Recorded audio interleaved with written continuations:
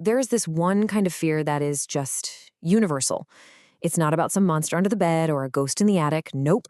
It's that sound of a single footstep downstairs when you know for a fact you're home alone. It's like gut punch feeling when you realize the one place on earth you're supposed to be safe has just been breached. So let's really get into that feeling. Let's deconstruct it and figure out what makes it so unbelievably powerful. I mean, really think about it. Why is it that a simple knock on the door, way too late at night, or a strange face you catch a glimpse of through the window, why does that trigger such a deep, primal fear in us? Well, it's because it attacks our most basic need, the security of our own home.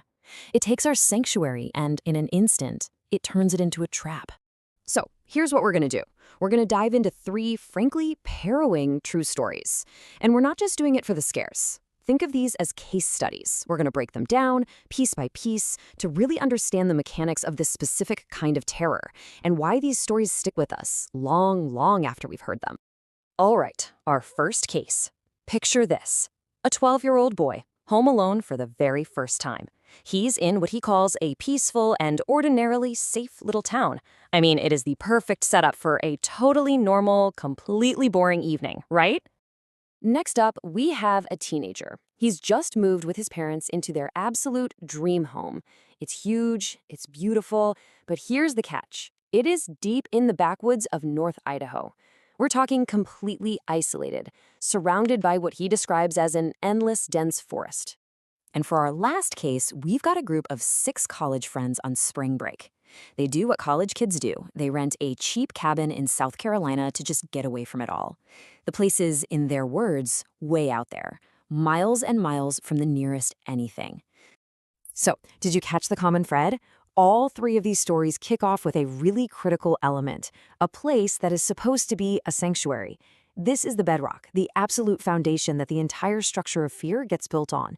So let's see how this illusion of safety is first built up and then completely shattered. A safe space, it's so much more than just 4 walls and a roof. It's a psychological fortress. It's our one spot where we can let our guard down. For the boy, it's his family home. For the teenager, that remote dream house. For the friends, a fun vacation getaway. Each one of these places is designed to be a refuge from all the dangers of the outside world. And this is where everything gets flipped on its head. That peaceful suburbia, it becomes the hunting ground where a kid is specifically targeted.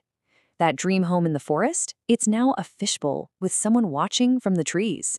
And that fun friend vacation, it's an isolated trap with no help and nowhere to run. The very thing that was supposed to keep them safe becomes the source of the terror itself. In every story like this, there is a turning point. It's that moment. The moment the outside world pushes its way in, but in a way that's just off. It's the very first crack in that illusion of safety. And a lot of the time, it's something incredibly subtle. In our first story, it's this chillingly simple question from the pizza delivery guy.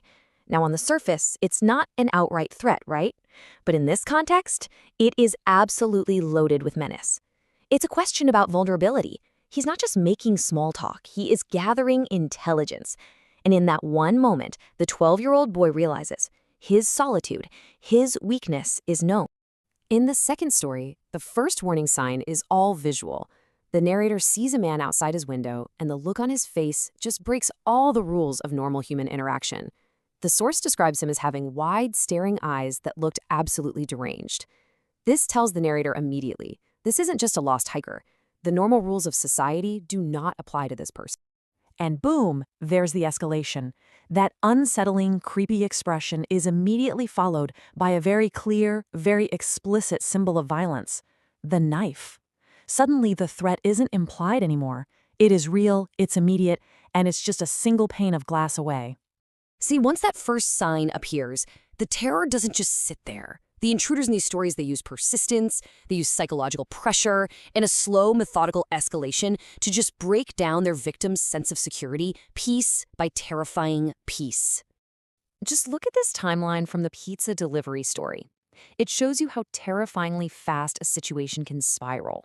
In just a little over 3 hours, it goes from one weird, unsettling question to an active home invasion. The constant knocking, then seeing the guy through the peephole, and then the ultimate violation, hearing those footsteps inside the house. Now, this is a tactic that was used in both the woods and the cabin stories, and it's what I'd call surveillance as terror.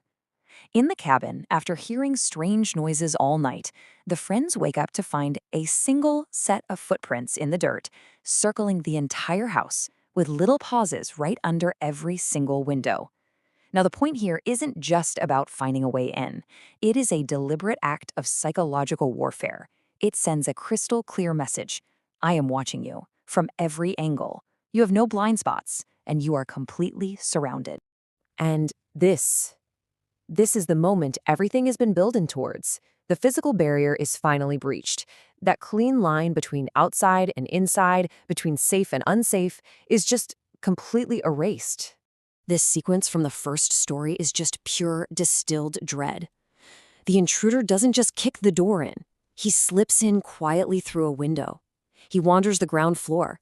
And then you hear it, the soft creak of the footsteps coming up the stairs. And the final, most terrifying moment? It's not a loud bang. It's the silent, slow, deliberate twisting of the locked doorknob. It's so methodical. It's personal. He knows you're in there. And sometimes the reality of who gets inside is even more bizarre and horrifying than anything you could possibly imagine. This is how the intruder in the cabin story is described once he's inside. The detail about him being naked, with these raw scratches all down his back, it's so weird, so uncanny, it just shatters any kind of rational explanation you might have. This isn't just a burglar. This is something else. And here's another layer of terror for you. In that cabin story, the back door wasn't broken down, it was just open. Now, this detail is so important because it adds this horrifying ambiguity to everything. How did he get in? Did he have a key? Was the owner in on it? The mystery of how the safe space was breached becomes almost as terrifying as the breach itself.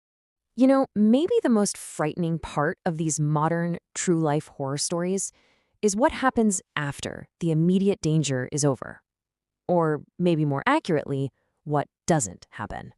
Because in every single one of these cases, there is no resolution. The pizza place says they never employed the guy.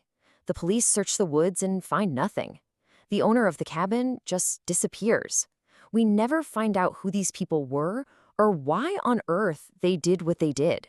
And that lack of answers means the story, for the victims, never really ends.